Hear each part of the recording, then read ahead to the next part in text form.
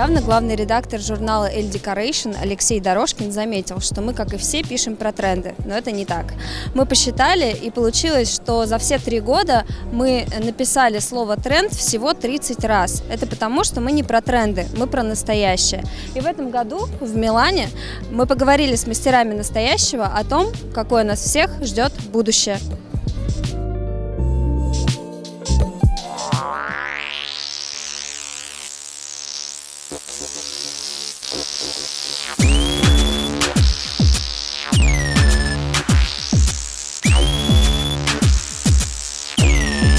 Hear the crushing steel, feel the steering wheel. Hear the crushing steel, feel the steering wheel. Long, leatherette. Long, leatherette. Long, leatherette. Long, leatherette. Long. Leatherette, long, leatherette, long, leatherette, long, leatherette.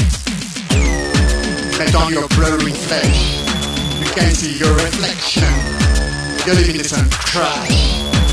Long, leatherette, long. Long, leatherette. Long, leatherette. But your petrol is in your eye. The handbrake.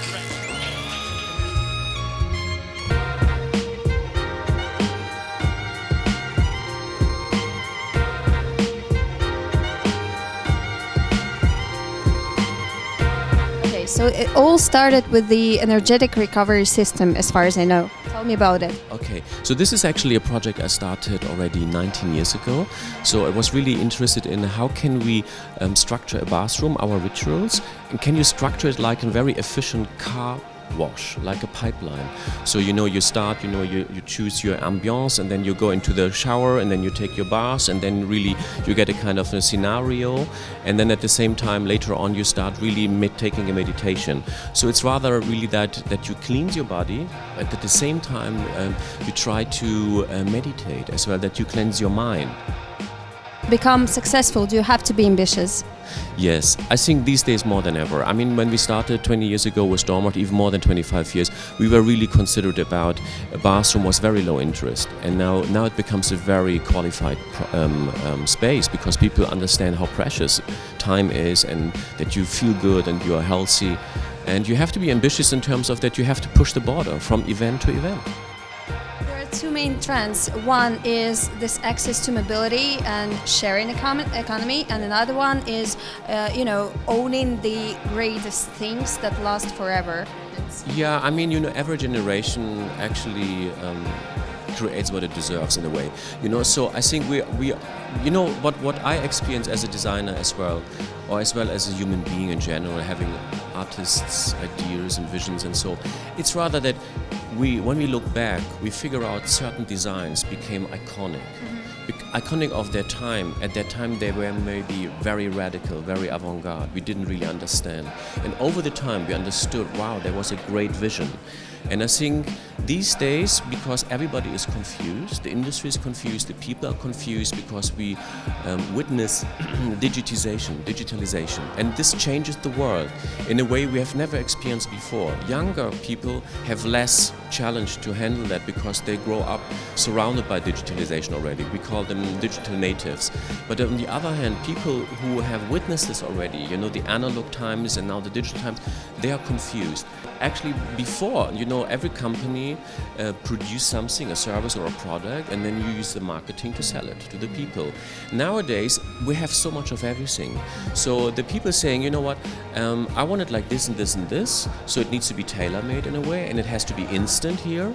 If you are able to deliver that, fine, I'm going with you. If not, I go with the other brand. thinking.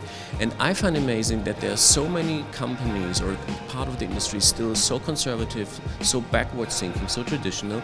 I can see that, and because they are afraid, and it's all about investment. But at the same time, you cannot wait anymore. It's not that the big companies eat the small ones, you know, or that the fast ones, the slower ones. It's really a question: are you able mentally to adapt to the new time? So what I wanted to do is something to create a kind of a pop-up lab where people see, oh, these are very familiar materials from construction sites and so, but then I wanted to give it a certain twist of graphic design and so, and then you have as well the buckets where you experience the virtual reality, augmented virtual reality experiences.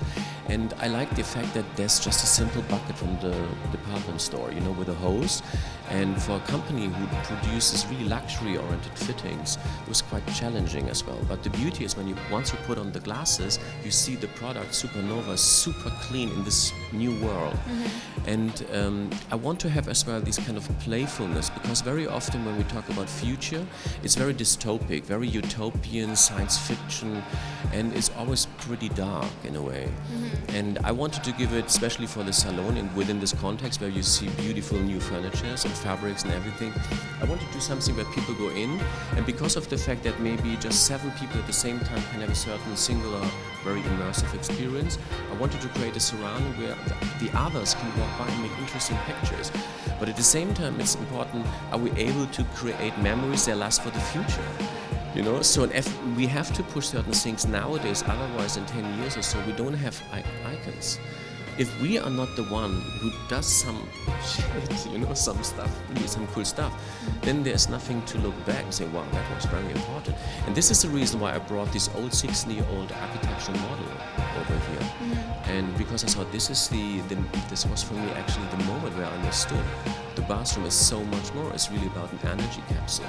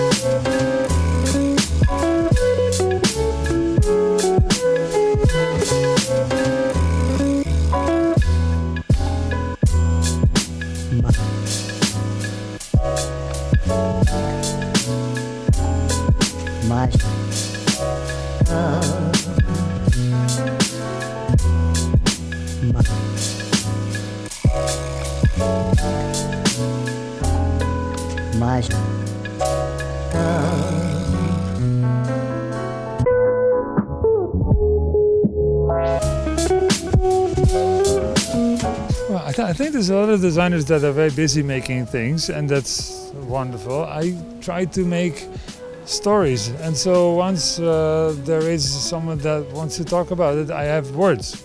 I make words while I'm designing, so there's something to say. That helps, I think. So this year you are coming up with a tribute to Mendini. Why is that? Mendini is a fantastic master of design, and after a long, fruitful life, he died a month or 6 weeks ago. And I think it is for all of us, not for him, but for all of us. I think together as a group of people that come here together to celebrate, it's also a fantastic opportunity and a moment to stand still with saying goodbye to him.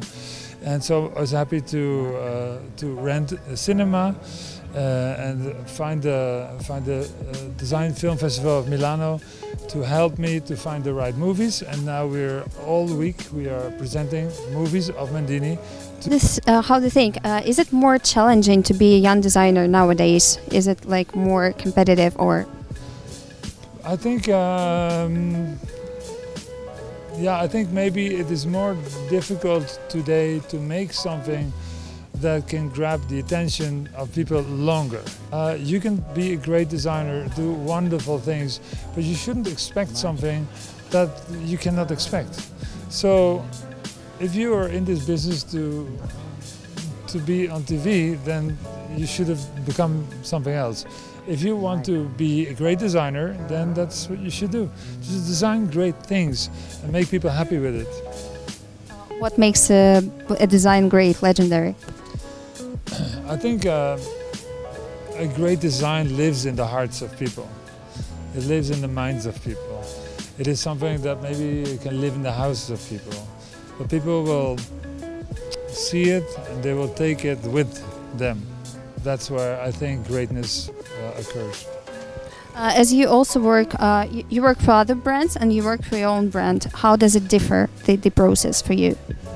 I mean, theoretically, it's. I sometimes explain working for a company is like I have my DNA, the company has its own DNA, and then it's like making babies. You know, it works, I guess. You put the two DNA together, hopefully the best comes out. You have to study how you can make the best mix of those two. And that's how you do it. Now, in case of all companies, that works that way, and that's also why the work that I make for companies is different than when I make for other companies. Mooi is a bit of a different thing, because it looks like I'm just like fucking myself. But it's more that, you know, there is a philosophy in Mooi, there is a history in Mooi, there's a group of people in Mooi. I don't decide nothing alone in Mooi. So it is really an interesting relationship that I have with myself. I really have to find a way to be two personas in one. But, you know, I'm trying.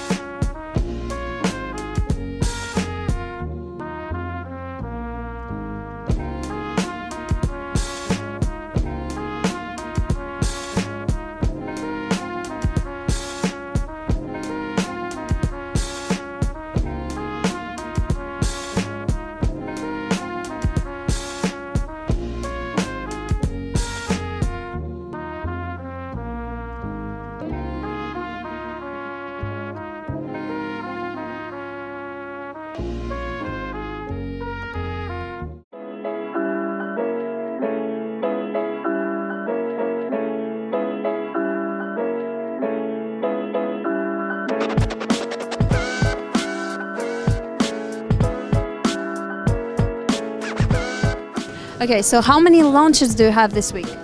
A few. If you use how many? I don't know, seriously, I cannot count. I mean, when you start doing things, you never know where you end. You know what I mean? You know where you start, but you know where you end up.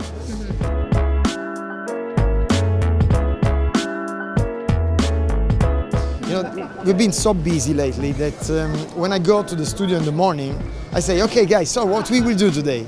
Because I cannot have control of all the things that I'm doing at the same time, otherwise I go crazy. So I'm already crazy, I don't want to go more crazy, it's okay. And each time you come to the party, you're very surrounded by people who are taking pictures with you and taking pictures of you. Do you remember the day when you just felt like, okay, I'm famous? I belong to another generation. You know when was the day that I thought to myself I'm famous? When I was published in 1998 on Domus. It was an article of 8 pages. So you imagine, there were the magazines, there were the printed paper. It was like another... There still is. No, nobody cares. You know, but really that was the Bible of architecture, and getting an article with 8 pages on Domus was like, yeah, now I was on the map. There was another way of getting famous at that time. Right. Now it's up to how many followers you have, and I mean it's a bit different. It's a bit different. So I think I don't say it's bad or good. I don't say it's better or worse. I just say it's very different. That's why I can actually trace perfectly the date that you asked me. It was November 1998. If you can get the issue, November is speaking for exactly. itself. If you can get the issue, it's really interesting because it was a beautiful article. And what is the most challenging for you right now at your work? I don't feel anything as a challenge, you know? I mean, it's like, and I'm not competitive at all. For example, when people say, do you feel competition? Not at all. I'm not competitive at all. I think that everybody has got his own rhythm, you know, the length of his own legs, and everybody's got, you know, go your way. You know, I don't feel competition, I feel pressure. I do things for fun.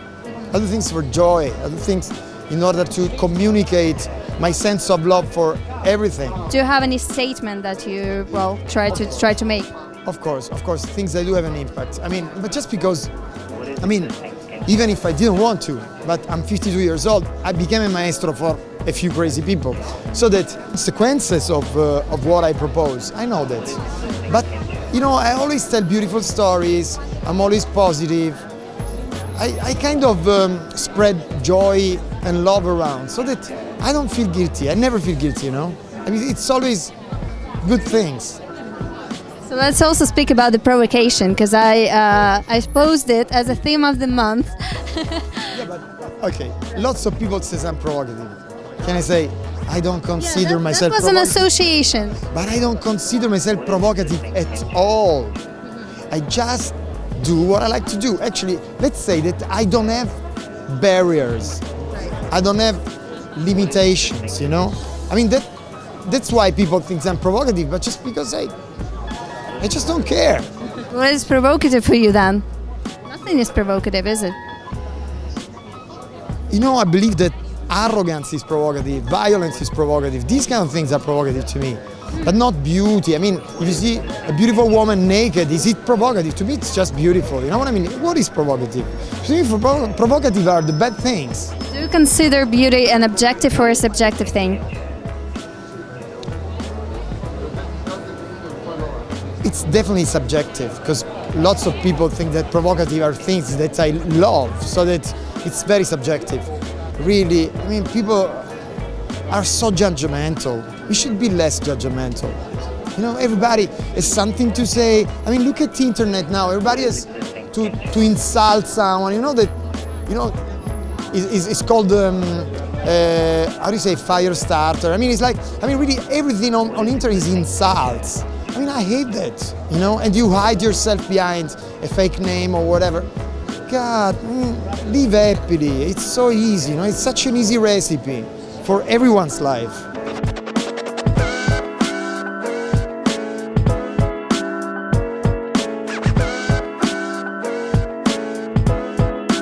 What is existing in jazz?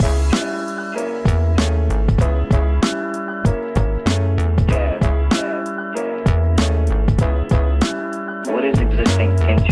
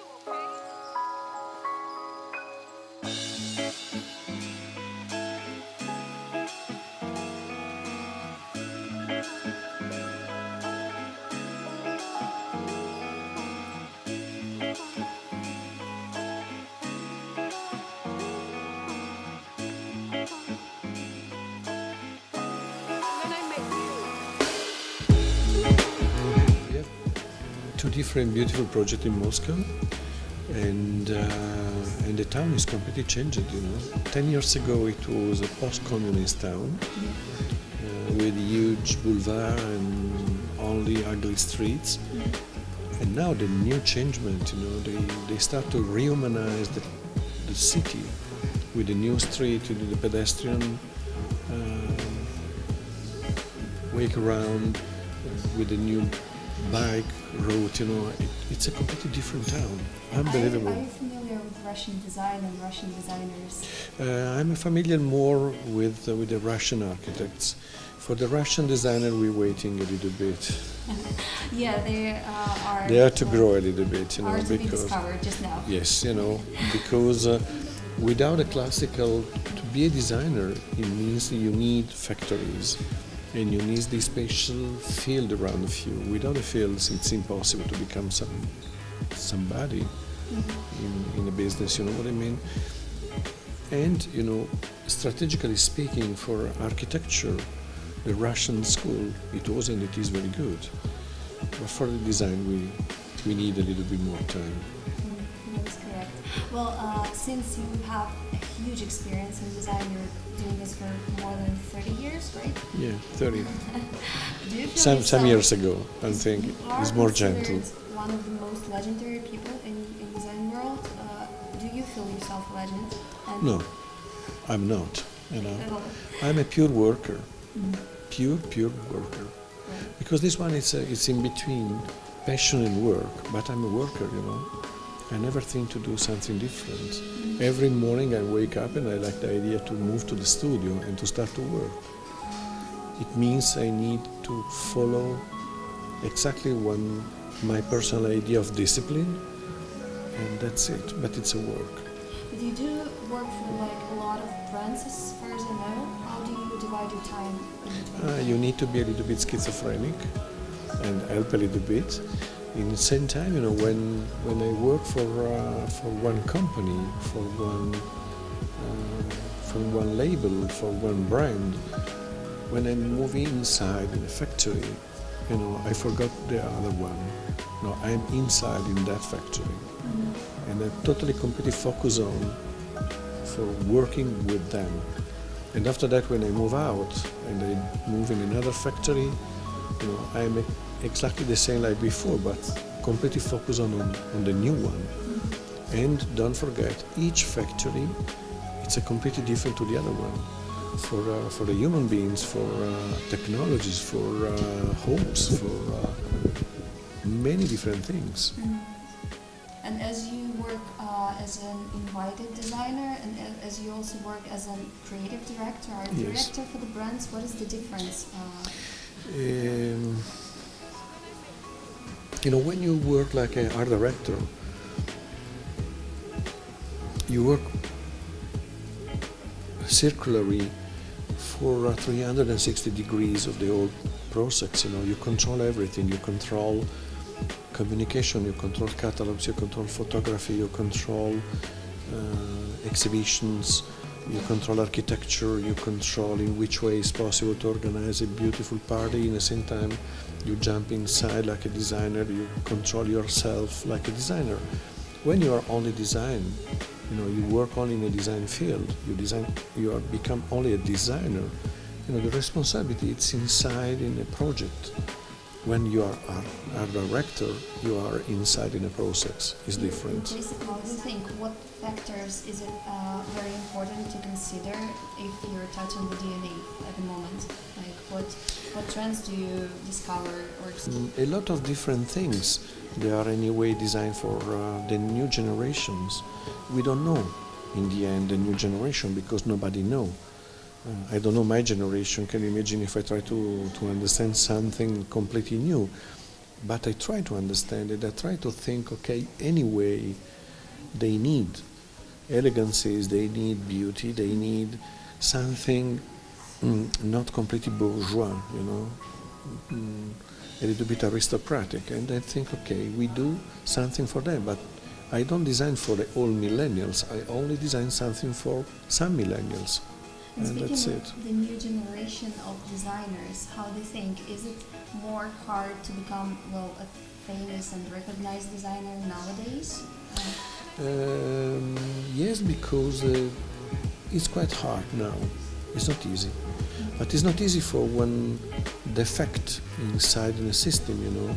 The old school all around the world, they teach them to become immediately an icon. You know, to become immediately the new generation or the rock and roll star inside the system. It's a completely wrong attitude. They don't know the principal thoughts. For example, discipline, coherences, and work and again work. You know, a lot of them, you know, they are convinced, okay, now I design a beautiful small piece and I become a new icon of design. Come on, be serious. Before you have to be very good, you have to work and work and work and work again, and after that probably you are ready to start, not to become, to start.